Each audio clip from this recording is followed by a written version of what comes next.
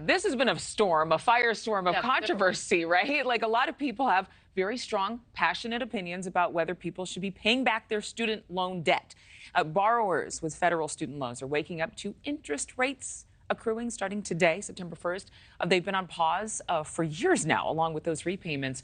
The bills will start coming in soon, though. But there's still so much confusion surrounding this. Nick Smith joins us now to help clear up some of it. Hey, Nick. Hey, good morning, Marky. Good morning, Adrienne. This has been a political hot potato between the Biden administration, lawmakers, and the Supreme Court. Borrowers will get a break. No, they won't. Well, maybe.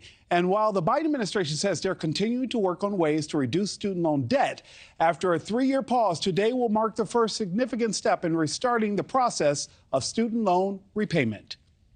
43 million people owe more than $1.6 trillion in federal student loans. In March 2020, the start of the pandemic, those loan payments were put on pause. And now, federal school loan repayments begin again on October 1st. But the interest starts accruing today. As simple as that may sound, millions of borrowers are unsure of next steps. I feel like it's not easy to navigate. Together, Kara Odell and her husband have $60,000 to $70,000 in federal student loans, but they're scratching their heads on how to pay it all back. I follow a lot of personal finance people on, social media, and I love that stuff. And even they're saying the information that people are getting from the tools is not the best information. It's not the most accurate. Personal finance guru Kendall Philbrick just finished paying off her last student loan and now offers advice to people trying to do the same thing through what she says can be a confusing process. People's loans are getting transferred around. People are trying to figure out,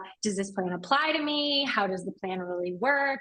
There's certain terms of the plan that some people are like, does interest accrue? Does it not accrue? So that's really adding to a lot of the confusion. So where do borrowers start? On the federal student aid website. You're going to want to go to that website and set up an account because that's where you're going to make your monthly payment. So that's first and foremost.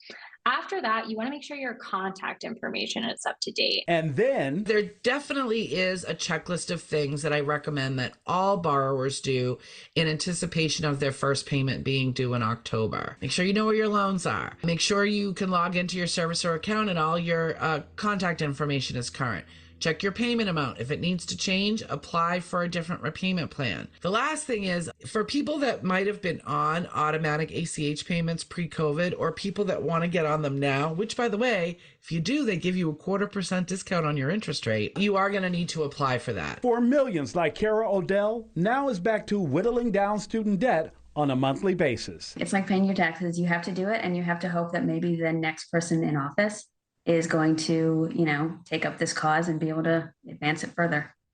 Okay, Marky, Adrienne, it's not all doom and gloom. If you or someone you know is struggling to afford their loan payments, the Biden administration has rolled out the new Save Income-Driven Repayment Plan. Applications are open right now. It could reduce payments to as little as $0 per month. Back to you two. How is that possible? I'm still, that's confusing too. Do your research. And to Nick's point, I think so many Americans for a long time, is it happening? Is it not happening? And that's disrupted people's plans on spending, saving, how they're living with their family. A lot of Americans who say. Thank you for watching. Go to newsnationnow.com to find NewsNation on your television provider. And don't forget to click the red subscribe button below to get more of NewsNation's fact-driven, unbiased coverage.